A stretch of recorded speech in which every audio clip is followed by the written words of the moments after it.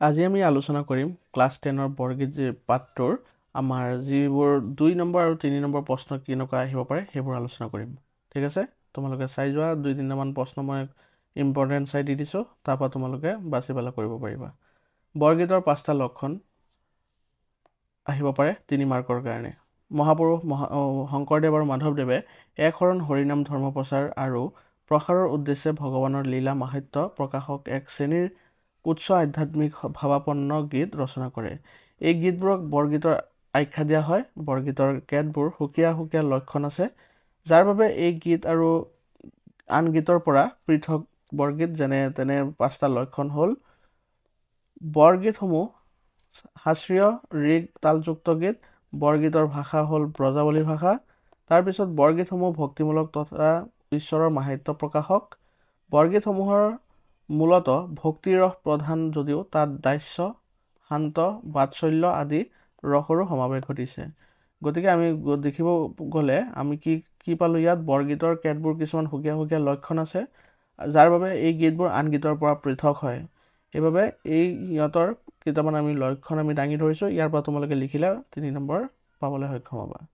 তাৰপিছত মাধৱদেৱৰ বৰগীতসমূহ ঘাইকে শিশু কৃষ্ণ লীলা বিষয়ক হৈছে। কৃষ্ণৰ যিটো শিশু লীলা আছিলে সেই বিষয়ক তেওঁলোকে বেছিকৈ কৰিছিলে।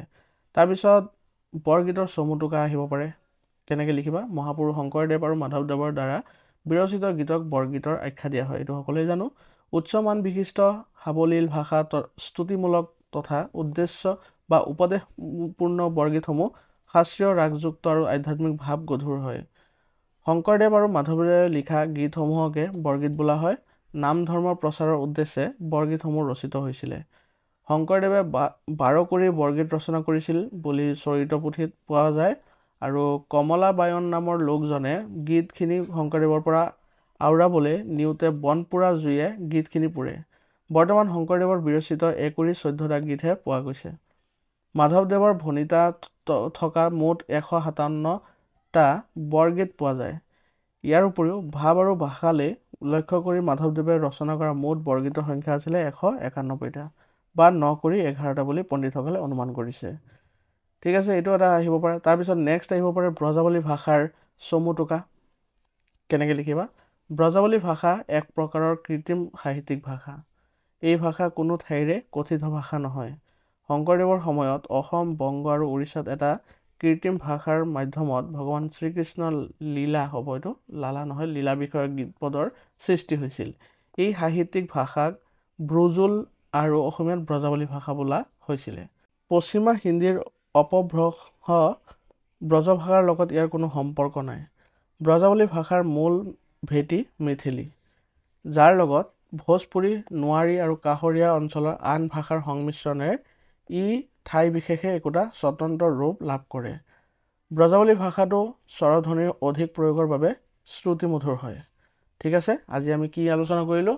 আজি আমি আলোচনা কৰিলোঁ 2 নম্বৰ আৰু 3 নম্বৰ প্ৰশ্ন কি আহিব পাৰে এইটো পাঠৰ পৰা।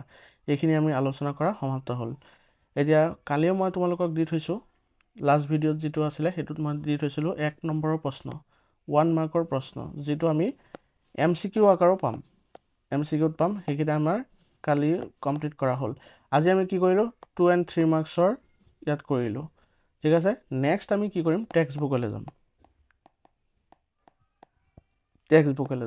ঠিক আছে, যদি তোমালোকৰ টেক্সট বুকৰ প্ৰশ্নখিনি কৰা আছে তেতিয়াহ'লে মোক জনাবা। মই লাগিলে বেলেগ টপিক আলোচনা কৰিম। কমেণ্ট কৰিবা, কমেণ্টত তোমালোকে জনাবা, আৰু ভিডিঅ'টো শ্বেয়াৰ কৰি দিবা। যিমান পাৰা তোমালোকৰ লগৰ সৈতে শ্বেয়াৰ কৰিবা, আৰু যদি ভিডিঅ'টো ভাল লাগিছে তেনেহ'লে ভিডিঅ'টো লাইক কৰিবা আৰু চেনেলটো ছাবস্ক্ৰাইব কৰি ল'বা, কাৰণ ক্লাছ 10ৰ যি তোমালোকৰ অসুবিধা নাথাকক, ক্লাছ 10ৰ বিশেষকৈ মই চোৱা মেথছ, আছামিজ বা MIL, হিন্দী, তাৰপিছত ছায়েন্স আৰু কি আছে ছ'চিয়েল, এইকেইটাৰ ভিতৰত যিকেইটা তোমালোকে প্ৰব্লেম পোৱা, আৰু ইংলিছ, যিকেইটা প্ৰব্লেম পোৱা সেইকেইটা মই তোমালোকক প্ৰশ্ন দিবলৈ যত্ন কৰিম। ঠিক আছে, আজি ভিডিঅ'লৈ ইমানখিনি ৰাখিলোঁ। ধন্যবাদ।